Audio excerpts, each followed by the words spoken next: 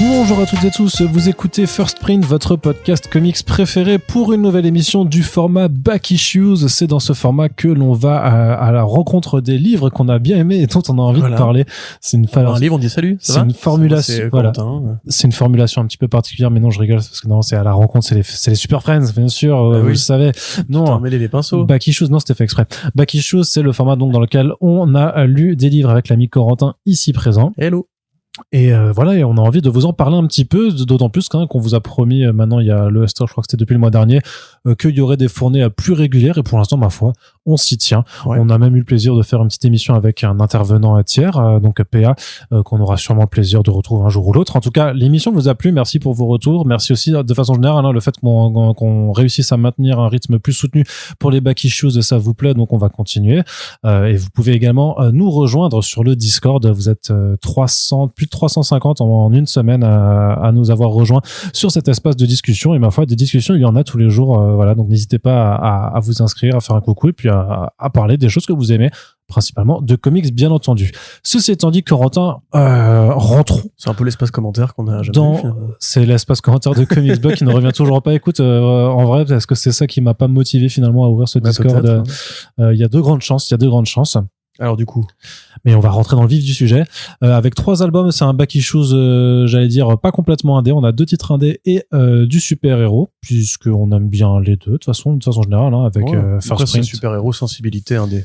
Oui, clairement, ouais, très clairement.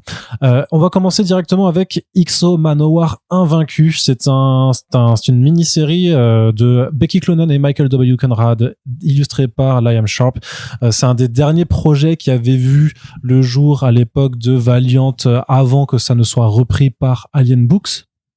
Et c'est clairement une sorte de projet un peu Black Label de l'univers Valiant, avec ce récit où X-O Manowar, donc Arik de Daci, est retrouvé par un ancien empire romain, en fait. Alors, pour reprendre un petit peu, juste pour ceux qui n'ont vraiment jamais lu de Valiant, X-O Manowar, à la base, c'est un Visigoth, donc c'est Arik de Daci qui est enlevé par des extraterrestres qui s'appellent les Vignes, et dans le vaisseau Vigne, il va tomber sur l'armure Shannara, une armure sentiente avec laquelle il va se fusionner, et qui va lui permettre de devenir le X-O Manowar, un guerrier de l'espace ultra puissant. Et la série de base de Robert Venditti lors du grand relaunch de Valiant en 2012, en fait, on le voyait revenir sur Terre, sauf qu'il se rendait compte qu'en fait, des siècles avaient passé, il se retrouvait à notre époque, des millénaires même, ouais, il se retrouve à notre époque, avec ses manières de Visigoth, donc il devait un petit peu s'adapter à tout ça. Ceci étant dit, il n'a pas été seul fait prisonnier, puisqu'à l'époque, donc, son village, son peuple est en guerre, notamment avec l'Empire romain, et donc il y a à la fois d'autres Visigoths qui ont été embarqués par les Vignes, et aussi des Romains. Et donc là, on part du principe que les Romains qui ont été libérés du joug des Vignes grâce aux actions de X-O Manowar, une fois qu'ils sont restés dans l'espace, mais ils ont continué de se battre, ils ont réussi finalement à terrasser les extraterrestres qui les avaient enlevés, et ils ont formé un nouvel empire intergalactique romain, c'est le Novus Romanus. Novus Romanus, il me semble, Novus Romanus. Et donc, dans ce récit-là de X-O Manowar Invaincu, Arik de Daci va se retrouver prisonnier du vaisseau, d'un des vaisseaux du Novus. Parce qu'il le recherchait pour récupérer Shannara, justement. Tout à fait, ça les intéresse. Le légendaire qui les a permis de se libérer. C'est ça, parce qu'ils ont envie forcément de récupérer cette armure, puisque ça leur permettra de faire des super légionnaires qui pourront continuer d'aller conquérir tout l'espace et toute la galaxie. Et bien sûr, X-O Manowar, lui, il a quand même encore un souvenir assez vif de ce qu'étaient les Romains pour son peuple à l'époque. Il n'a pas l'intention de se laisser faire. Donc, de la bagarre spatiale, un contexte, vraiment une sorte de presque baignure par endroit. Oh, c'est du peplum à fond. Spatial, mais du peplum cosmique, littéralement servi par un Liam Sharp en très très très grande forme depuis qu'il est passé dans ce style un peu peinture numérique façon Métal Hurlant / Méta Baron. On est quand même dans de la BD de vraiment de qualité. Qui plus est servi dans un album qui a un format plus grand qu'à l'habitude pour les titres Valiant chez Bliss Edition, puisque ils ont évidemment compris qu'un tel album ça méritait un format agrandi, et si ça ne tenait qu'à moi et que les ressources étaient plus s'il y avait eu encore plus de ressources, je l'aurais mis encore plus grand, mais il est déjà quand même bien beau comme ça. Ouais, un petit peu plus grand encore. Un petit dos toilé. Un tout petit. Ouais, non, mais l'album, il est cool. En plus, le dos rond, c'est sur un truc qui est pas non plus qui est pas vraiment très épais.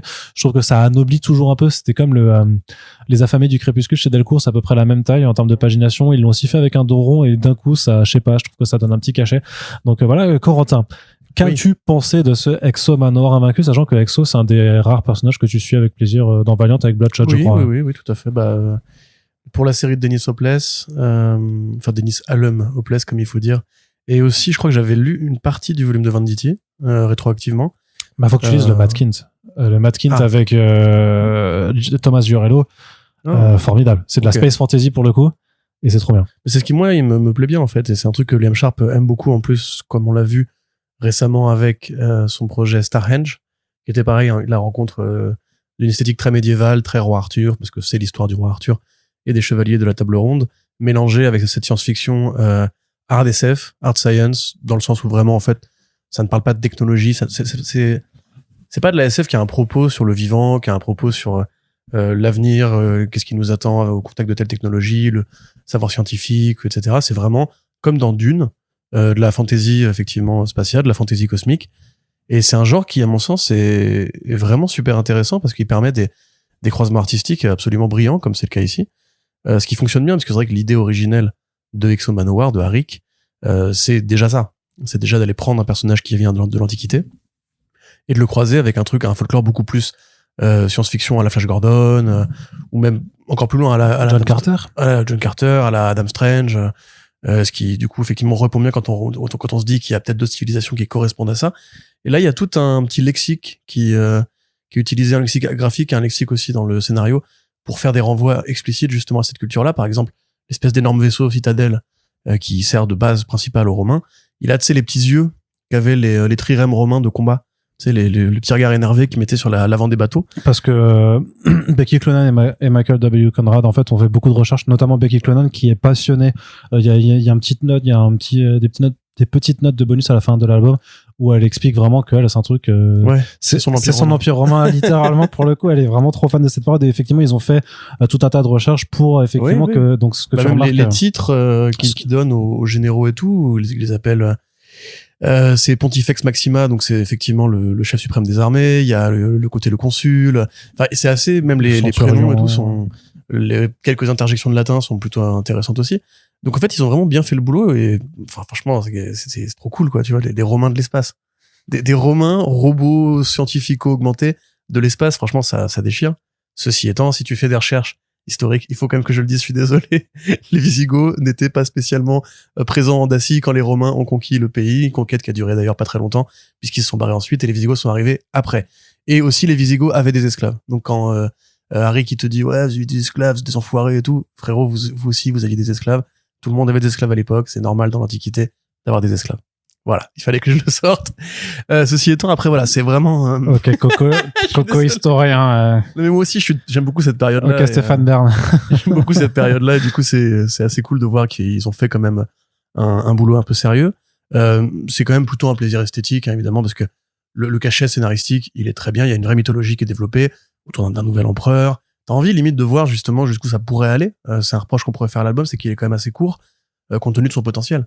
Parce qu'en fait, justement, c'est un peu le problème qu'avait Starhenge aussi, c'est que t'as un seul volume où il jette un peu beaucoup d'idées en désordre. Là, en l'occurrence, c'était Sharp tout seul.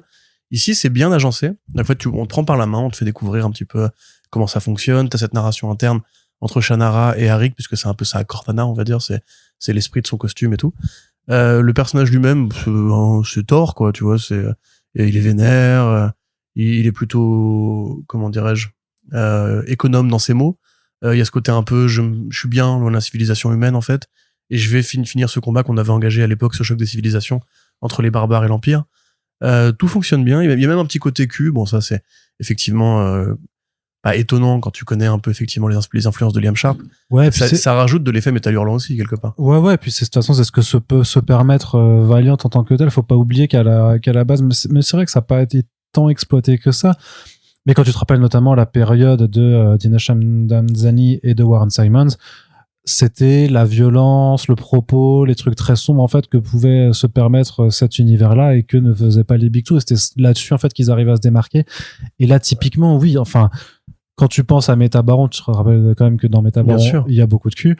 Je m'attendais vraiment à ce qu'à un moment, il y ait une scène effectivement charnelle entre deux personnages, et je me suis dit, c'est dommage qu'il l'ait pas fait, pas par pur plaisir personnel, mais juste pour affirmer aussi la tonalité, parce que là pour le coup, c'est vraiment une sorte de récit t'as cette d'auteur, un truc hors continuité. La nana lui suce le doigt, par exemple, tu vois, qui amorce cette. Ça aurait pu aller, ça aurait pu. Mais après, bon, de toute façon, c'est aussi un peu un caprice de vieux fans de science-fiction, ce côté justement violence, érotisme et plaisir graphique. Oui, mais vu que c'est du peplum, le peplum aussi, il y a quelque chose de très cul dans le peplum en général. Non, mais je te dis pas le contraire. Moi, en fait, si tu veux, je me mets à la place aussi des scénaristes qui se disent, parce qu'il y a quand même beaucoup d'emprunts, tu vois, tout n'est pas nouveau, les idées qu'il y a dans l'album sont quand même vachement empruntées.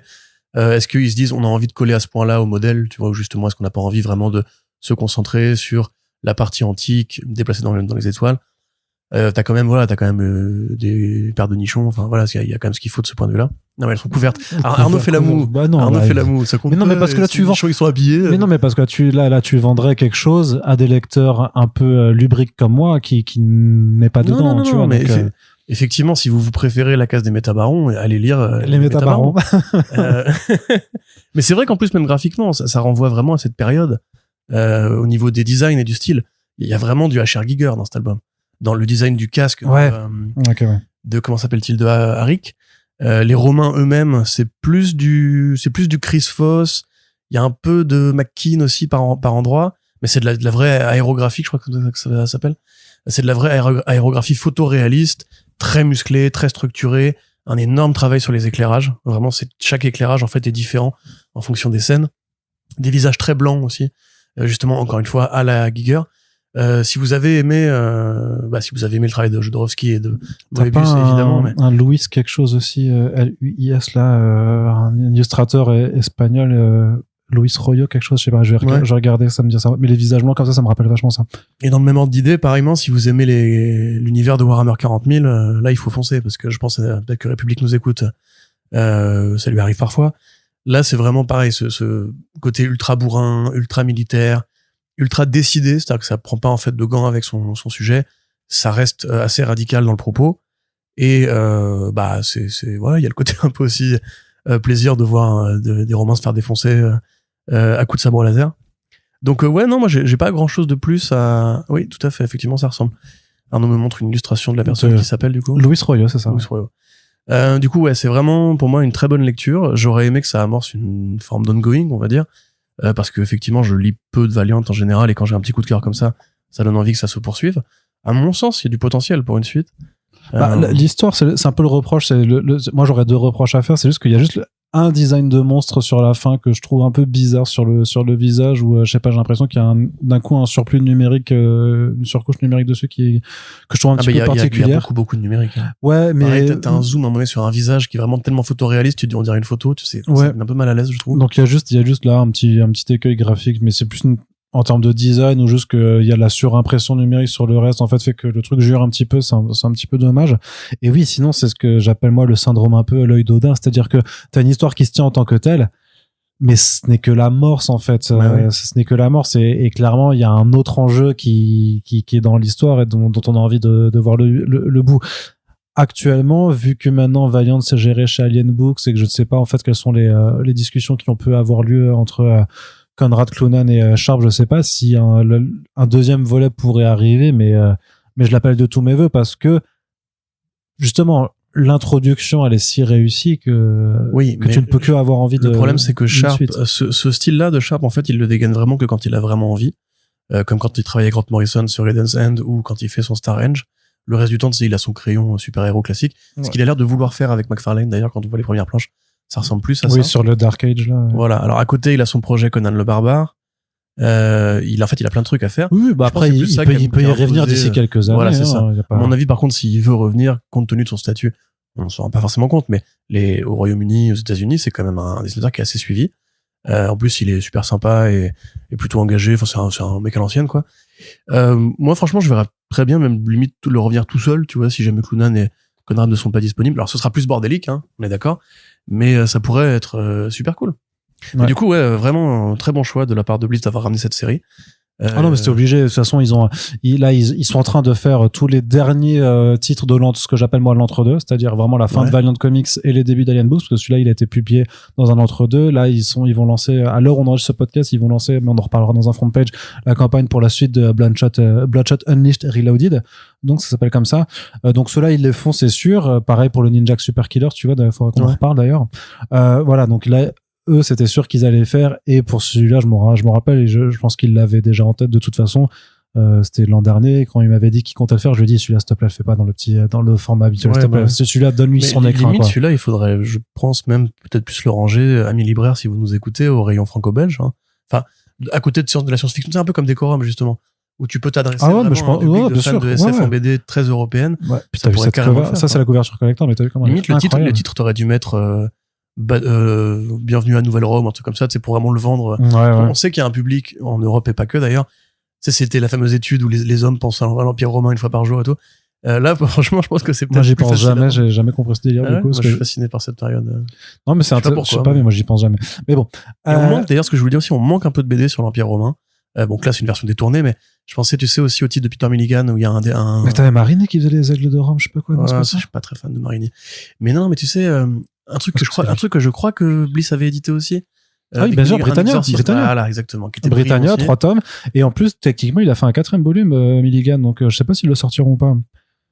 Mais il pourrait, parce qu'effectivement, après, ça fera un super coffret avec la tétralogie et tout. C'est très cool. Allez, Florence, tu nous écoutes. Du rhum partout. du romain. Ensuite, donc, ça, c'est donc X-O Manowar Invaincu, c'est recommandé. Évidemment, n'hésitez pas à passer commande chez votre libraire s'il n'est pas en rayon, parce que Bliss, c'est une maison d'édition indépendante à Bordeaux.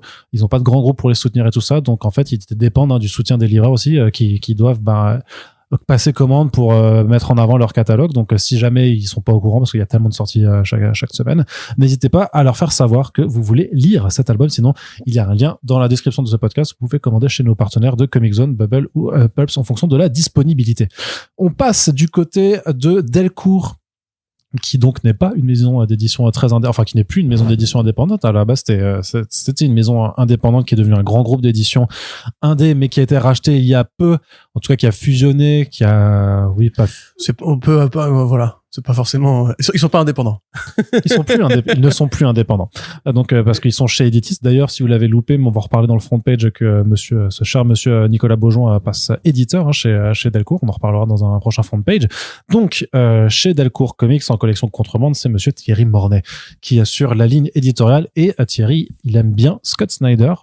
Ça fait quelques années maintenant qu'il édite bon nombre de ses titres, et notamment tous les titres qui sont sortis chez son label Best Jacket, et qui était aussi issu d'un partenariat avec Comixology Originals. Donc dans ce cadre-là, on a eu quelques trucs plutôt sympathiques, comme La Nuit de la Goule, comme Clear avec Francis Manapoul, Canary avec Dan Panodens, qui était plutôt sympathique. Mais pour dire qu'en face, on a eu des trucs qui étaient vraiment pas terribles, comme Démon avec Greg Capullo. Je suis désolé, c'était vraiment pas bien. J'avais oublié. Noctera, c'était quand même pas incroyable. Moi, je trouve ça divertissant, mais c'est pas ouf. Et Undiscovered Country, c'est juste indigeste de fou.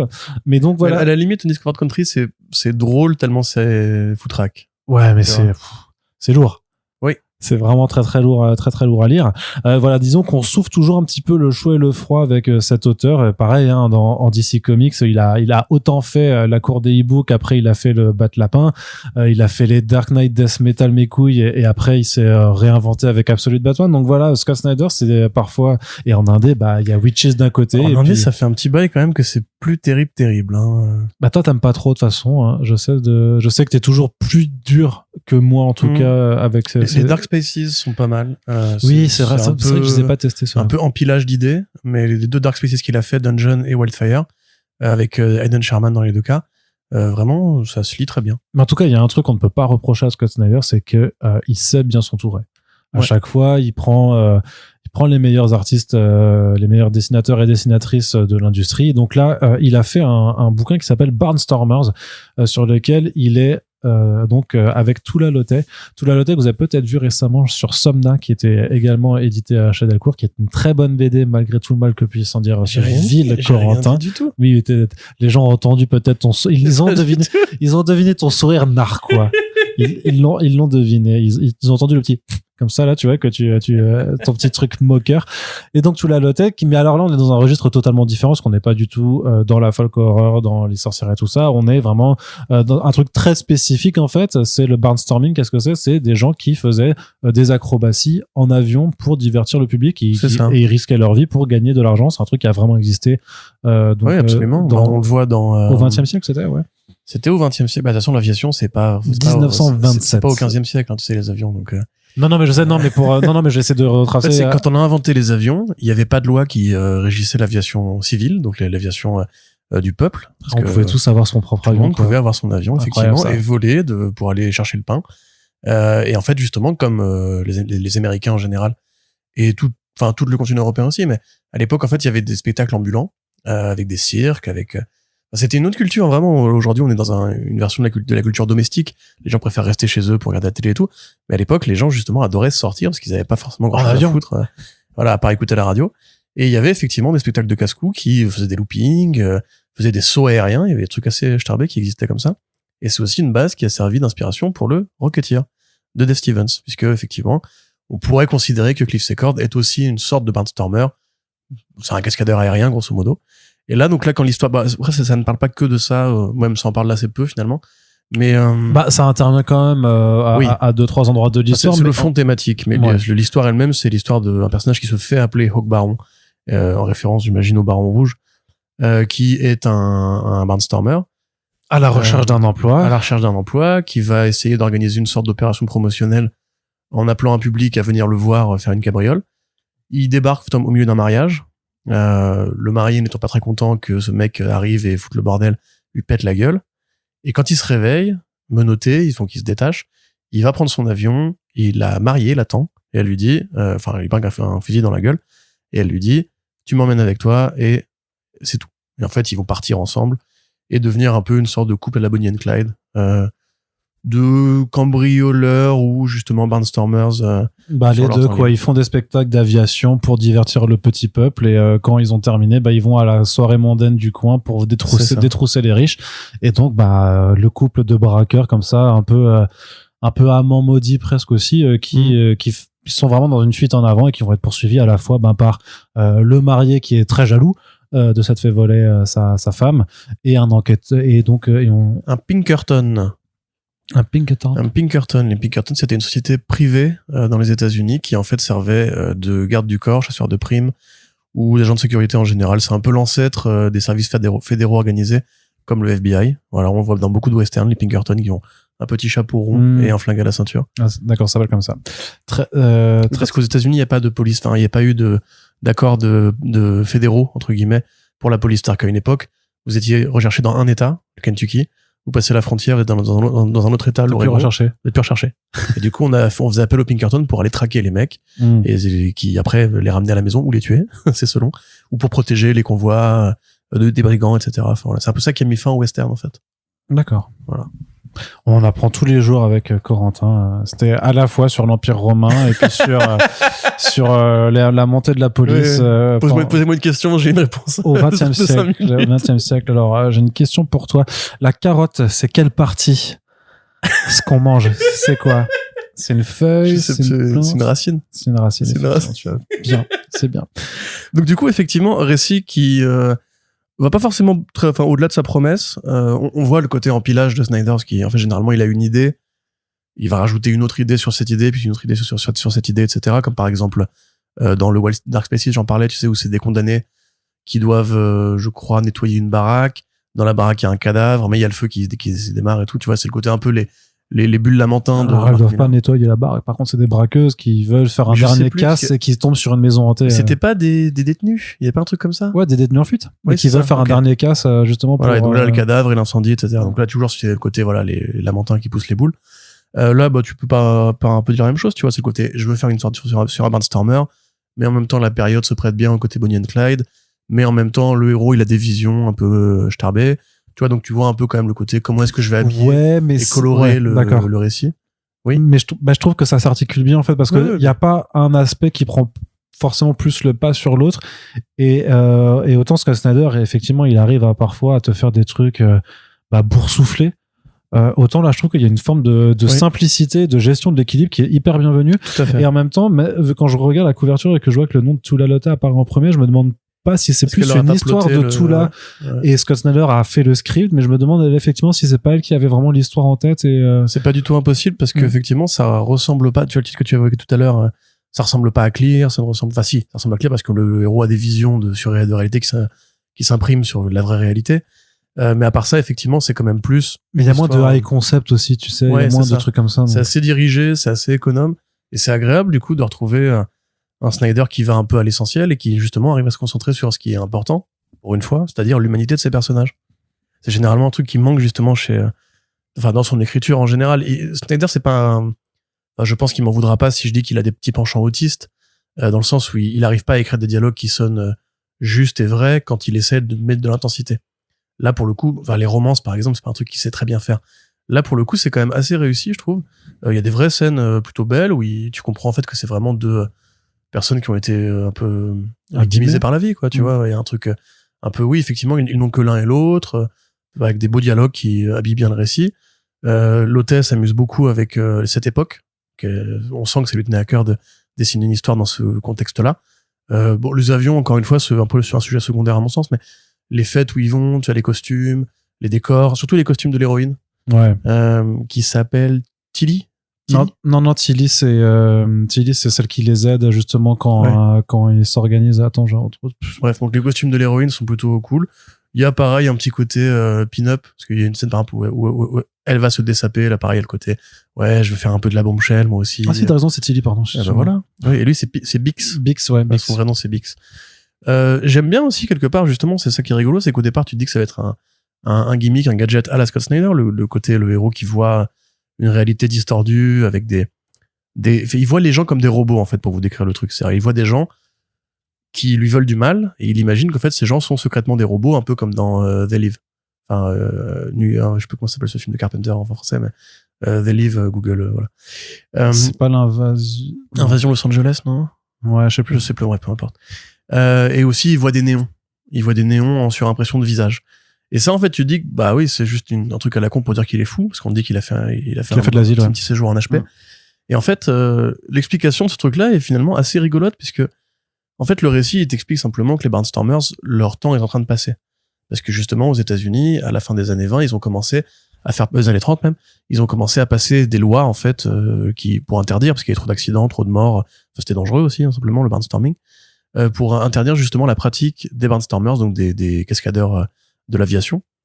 Et en fait, ça incarne un petit peu justement cette fin de l'esprit un peu ludique, l'esprit un peu infantile des États-Unis, en fait, qui découvre que le progrès arrive, qui s'en amuse, qui s'en émerveille. Et en fait, là, on commence à entrer dans une période plus sombre, qui va être la Grande Dépression, qui va être la montée du fascisme, qui va être la Seconde Guerre mondiale. Et j'ai l'impression qu'en fait, Snyder essaie de canaliser cet esprit un peu là, tu vois, de transition entre en fait les États-Unis qui rentrent peu à peu dans la modernité. Et la façon dont justement le héros acquiert son espèce de folie, son espèce de ce truc-là, en fait, c'est vachement ça, tu vois. C'est un peu la paranoïa de l'arrivée de l'électricité, la paranoïa de l'arrivée en fait de la robotique, quelque part de la technologie, de la science, tu vois. Et c'est pour le coup assez, il retombe bien sur ses pattes avec ça. Parce que moi vraiment au début je me disais oh non, ça va être un truc à la con où il va la buter sans faire gaffe en pensant que c'est un robot, je sais pas quoi. Ceci étant, voilà, donc malgré toutes ces qualités, à mon sens, ça reste quand même une histoire qui est très prévisible, qui avance très rapidement vers sa chute. Et il y a quand même des petits boursouflures, comme par exemple Snyder qui ressent le besoin de t'expliquer comment il écrit. À la fin du premier numéro, parce que moi j'ai lu ça en numéro, le narrateur te dit voilà comment je vais zigouiller les deux personnages principaux. À la fin du deuxième numéro, il dit et maintenant c'est la fin du début et c'est le début de la fin. Et tu dis mais pourquoi tu m'expliques tout ça? Alors je comprends qu'évidemment c'est l'effet narratif, c'est fait pour inclure mensuel, hein, mais puis ça il y a ce côté très très dramatique de dire voilà, parce que comment je sais tout ça, parce que c'est moi qui ai buté machin.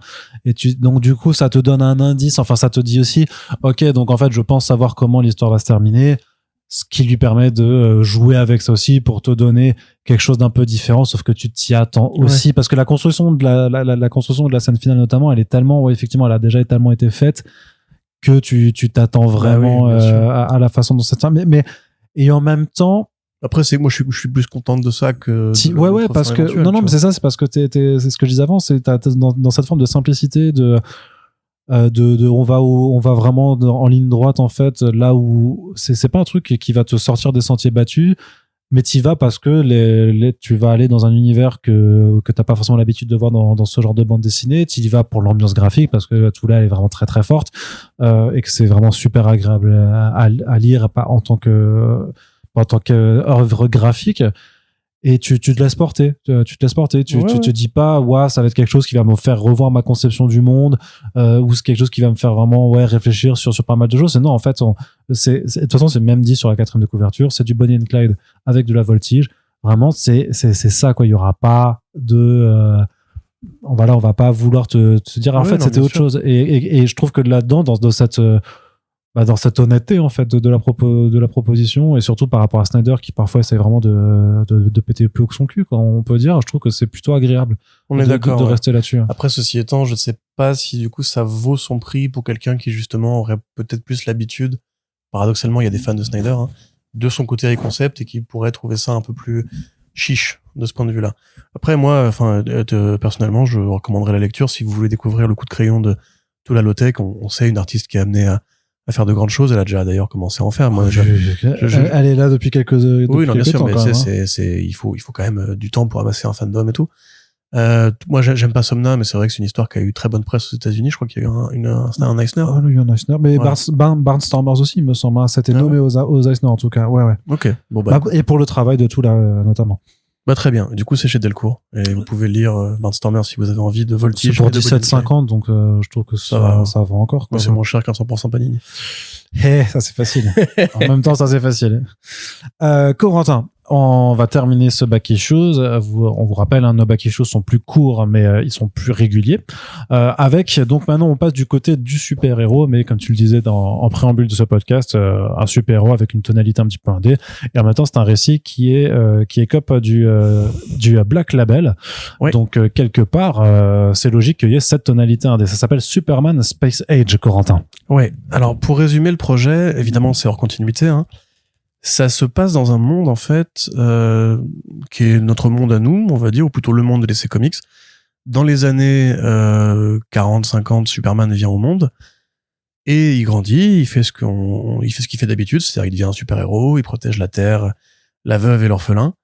Et finalement, arrive un événement, en fait, qui va un peu changer sa vie, c'est que lorsqu'il est au Daily Planet, donc ça c'est le truc classique, il est au Daily Planet et on lui file une rubrique, en fait, c'est un peu les starbés. C'est les gens qui ont vu des aliens, qui sont persuadés que Jésus s'est réincarné près de chez eux, etc. Donc il interviewe ces gens-là, en fait, pour le compte de cette rubrique. Et il va tomber sur un mec qui porte du vert et qui a des cheveux blancs et qui se fait appeler Paria. Et Paria lui dit, écoute, faut que je te révèle un secret. Dans 20 ans, en 1985, il va y avoir une créature qui va arriver et qui va détruire la réalité. Cette créature, c'est l'Anti-Monitor. Et tu peux rien faire. Tu peux pas empêcher que ça arrive, tu peux pas empêcher que cet événement se produise, même si tu es Superman, c'est comme ça va se passer. Et en fait, Clark, il a l'habitude d'interviewer des fous, donc il ne fait pas forcément attention. Et en fait, après, peu à peu, le récit se déroule, et effectivement, peu à peu, la menace arrive. C'est-à-dire que tu sens, en fait, que Crisis va se produire, tu sens que l'Anti-Monitor est en chemin, et tu vois en fait tout le monde de DC Comics qui se réarrange autour de cette espèce de convention. C'est très proche en fait de ce que Mark Russell avait déjà fait sur Fantastic Four Life Story. C'est complètement le même délire. En vrai, il y a un gros sentiment de déjà lu là-dessus. C'est le scientifique qui prévoit en fait la fin du monde et que personne n'écoute, ou alors que c'est déjà trop tard pour l'empêcher. Donc maintenant, il faut juste s'habituer à l'idée. D'ailleurs, les premières pages, c'est vraiment ça. C'est Anti-Monitor arrive, c'est fini, terminé. Et en fait, tout l'album parle de notre rapport à nous, à l'effondrement, de l'espoir en fait qu'on nourrit. C'est le motif de l'album, c'est l'espoir, et comment tu interprètes l'espoir. Et en même temps, c'est Superman, donc c'est assez logique que ce soit cette symbolique là qui soit abordée. Ça te parle d'espoir incantatoire, c'est-à-dire est-ce qu'on espère parce qu'on a envie que les choses se passent, est-ce que les choses se passent parce qu'on les a espérées, est-ce que c'est vain, est-ce que c'est une illusion, est-ce que c'est une réalité tangible. Et ça passe par plein d'allégories qui sont juste brillantes. C'est très très bien écrit. Vraiment, c'est très, très, très bien écrit. C'est vraiment un album qui, justement, si vous êtes un peu comme moi, éco-anxieux et tout, enfin, un peu, si vous êtes convaincu qu'on va tous droit dans le mur, lisez cet album, ça va vous faire beaucoup de bien. C'est extrêmement agréable, c'est une vraie lecture Elseworld aussi, on voit tout l'univers DC avec l'apparition de tous les personnages principaux, notamment Batman qui est très différent dans cette version. Là, on te parle à peine de ses parents et tout. On t'explique grosso modo que Batman, c'était Bruce Wayne, c'était un mec qui vendait de l'armement militaire, qui avait prévu en fait la combinaison Batman, etc. pour la vendre au gouvernement, qui a refusé parce qu'ils ont préféré prendre le plan de Lex Luthor de se barricader en fait en sous-sol en cas d'attaque nucléaire, de protéger les riches et les puissants. Et donc Batman, il a dit cet équipement il faut qu'il serve.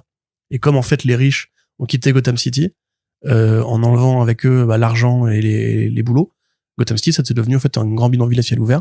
Et il y a que Batman qui peut essayer de régler ça. Et en cours d'album, Batman se dit mais non, là je tape sur des pauvres. En fait, il faut que j'aille taper sur les riches pour résoudre le problème. C'est ça renvoie, ça retourne complètement la façon de penser de Bruce Wayne, enfin la façon dont on a aussi d'appréhender le combat de Batman en général, pour dire qu'est-ce que c'est en fait la justice. Et est-ce que en fait effectivement est-ce qu'on dit que le mal de Gotham c'est provoqué par ses citoyens, mais en fait non, c'est juste parce que c'est une poignée de plus riches qui asservissent, enfin qui appauvrissent les autres. Et ça parle de tout, c'est pareil, ça parle de ségrégation raciale parce que ça se passe à cette période-là aussi. Ça parle des droits civiques, ça parle de Trump, ça parle de politique, Lex Luthor. On sait que Mark Russell sait écrire Lex Luthor, il l'a déjà fait par le passé, mais c'est génial comment c'est la caricature la plus parfaite et réussie de Jeff Bezos, de Elon Musk. C'est les deux mélangés, secoués, et tu leur retires un peu tout ce qui fait que c'est des êtres humains merdiques dans la vraie vie. Le mec, il a un flegme, il a une verve. C'est vraiment le parfait petit enfoiré de patron qui est juste génial, quoi. Le mec, vraiment, il lâche une bombe nucléaire pour pouvoir vendre ses bunkers aux États-Unis en disant on va gagner beaucoup d'argent. Et même t'as ce côté, t'as vraiment une sorte de réunion où ils se disent non mais les ventes de shampoing s'écroulent parce que c'est plus la mode des cheveux longs et que maintenant les gens se font des cheveux courts, et il fait regardez c'est quoi le mode d'emploi du shampoing, laver, rincer, rajouter recommencer, et puis comme ça en plus t'as vraiment ce genre de choses qui sont vraiment trop bien. Et enfin pareil aussi graphiquement quel plaisir d'avoir du Michael Red en France, mon gars. Non, mais du Michael Red chez Urban Comics, surtout. Mais oui, mais c'est génial.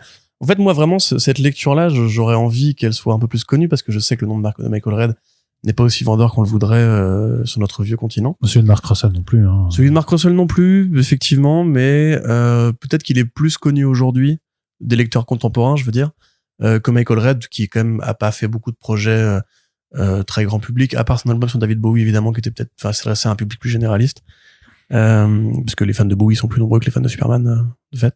Enfin, je veux dire ça se débat quand même. Qui sont prêts à acheter des comics. Tu vois, qui sont prêts à acheter des BD. Il y a peut-être plus de gens qui vont passer devant un album de Bowie qui vont dire ah Bowie j'aime bien, que de gens qui vont aller au rayon comics. Tu vois ce que je veux dire? D'ailleurs, je sais même pas s'il était rangé au rayon comics l'album de Bowie. Enfin, peu importe, on s'en fout. C'est pas important. Oui, je suis David Bowie. Mais Et oui, la provocation. Celle-là, elle te fait mal. Que j'ai écouté, du coup, Poppy, depuis le dernier front page qu'on a fait, c'est de la merde. Non, mais t'as écouté quoi? C'est parce que, non, mais elle a fait j'ai écouté le top 5 Spotify. Non, parce qu'elle a fait un EP conceptuel où c'est vraiment que du bruit, donc ça, c'est vraiment, c'est très particulier, mais. Pour s'énerver, tu m'avais raconté. Mais donc, bref, pour en revenir en tout, parce qu'on n'a pas le temps, franchement, extraordinaire lecture. Il faut vraiment lire ça parce que ça fait du bien à tous les niveaux. Enfin, vraiment, c'est une BD thérapeutique, à mon sens, pour exorciser des choses justement à travers le prisme du super-héros qui sont très universels. Même l'amour, je veux dire la relation entre Lois et Clark est magnifiquement bien écrite dans cet album. Tu vois qu'en fait c'est pas juste un coup de cœur à sens unique ou qu'elle est pas amoureuse de Superman, au contraire. Quand elle l'interview, elle pose des vraies questions que des vrais journalistes devraient poser aux chefs d'État et aux puissants.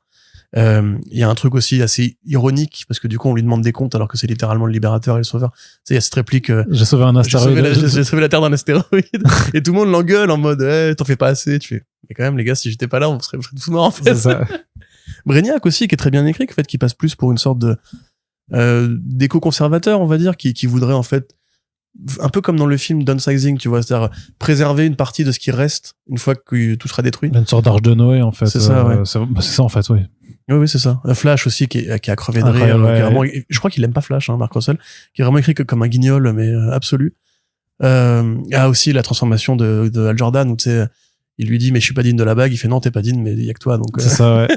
Il y a plein en fait de rapports qui sont à la fois soit de l'ironie très noire et très pessimiste vis-à-vis de nous-mêmes en tant qu'être humain, soit en fait des vrais beaux moments d'espoir, notamment tu sais tous les passages avec Jor-El Android aussi, ou quand il voit le bébé, c'est absolument adorable. Enfin, ouais, j'ai adoré cet album du début à la fin. Je trouve que c'est vraiment une lecture qu'on peut mettre à côté de All Star Superman.